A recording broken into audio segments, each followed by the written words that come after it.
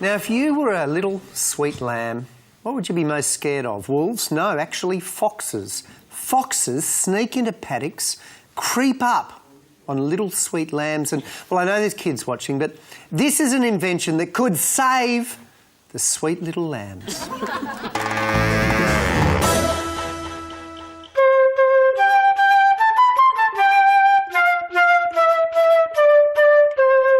They're always out there, and after dark they pounce. Foxes and wild dogs prey on helpless farm stock at night. The only way to stop them is to be on guard at all times, and hey, that's not very practical, is it?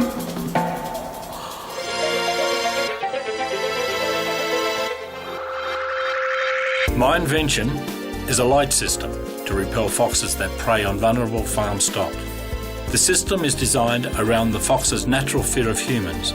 The lights are portable and placed in the paddock where it can be clearly seen by the fox before it gets too close.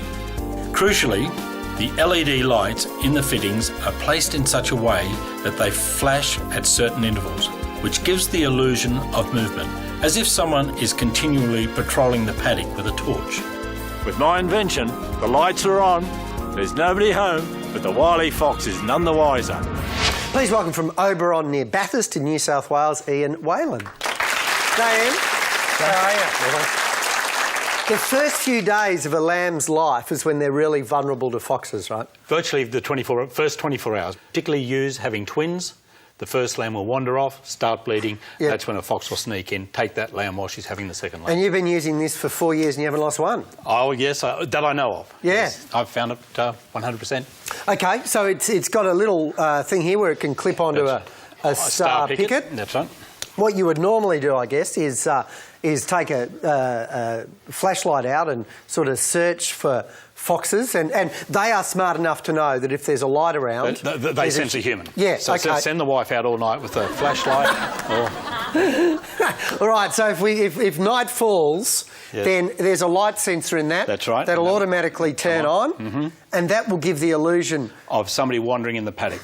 And what you would do, you'd set up 4 or 5 of them within the paddock, as you would set up scarecrows. Yep. And then the fox will come in, see the light flashing, move on somewhere else. Now, we have a fox lurking in the background. There's its silhouette. Indeed. It's going. It works. Indeed. It works a treat. Goodbye, Indeed. fox. OK, it's morning now. The lights come up.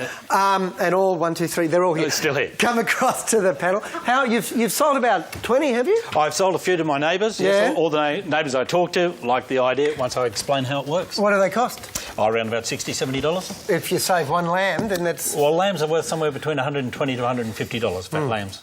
Yeah. OK. Christine, farmer's daughter. Yeah, gee, Ian, you're getting a good price for your lambs, I have to say. What a wonderful invention. I mean, I have to say that there's nothing worse than seeing a lamb that's been torn apart by a fox, and the mothers are so distressed as well after a fox has been in. And I'm just wondering, I guess, the inventiveness of yours alongside the old kerosene Foxlights. Well, this light here will run anywhere between 3 to 6 months. Really? Yes. So it's for 8 to 10 hours a night? Yes, that's right. Depending on whether you're running summertime, wintertime. Wintertime, you've got a greater night span, so they won't run as long. And the fact that you've got it up on a star picket and that light seems to be up at sort of human head height rather than down shining in the fox's eyes. That's right. Well, see, the light will actually work from a distance. At some 300-400 metres, when the fox first sees the light, he will then divert around it, then he'll come to another light that is perhaps set up on another bank, and then eventually give up and move off to eat your neighbour's sheep. So, Ian, how have you tested this? Have you done some trials to show that it works?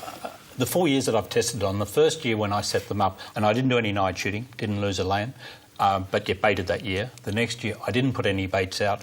Once again, didn't lose any lambs. The third year, I moved my lambing forward 1 month ahead of my neighbours, and which meant that I was the only restaurant open. And once again, I lost no lambs. Last year, I happened to lose 2 lambs during a snowstorm. And the one thing that you don't do is leave your dead lambs lying in the paddock, because that will attract foxes. I left them there, and for 6 weeks they weren't touched. Foxes are smart. They're a hell of a lot smarter than sheep. Actually, this biro is a lot smarter than a sheep. But I disagree. It was a cheap shot. I'm sorry. It was bad ovine racism. But what I'm wondering is, if this fox that's very smart gets scared by the light, doesn't it scare the lambs as well? No, it doesn't. When I went to LED lights, which are a lot brighter than just conventional bulbs, I thought that there could be the risk of sheep taking fright of this, but no, there's no effect at all. The sheep will actually camp around these lights, and you set these lights up a little thicker around their camp the whole Would it year. work for us, for burglars? If they're foxes. If they were foxy, yes. All right, summing up, Christine. Well, wonderful idea, and I'd love to see a solar version.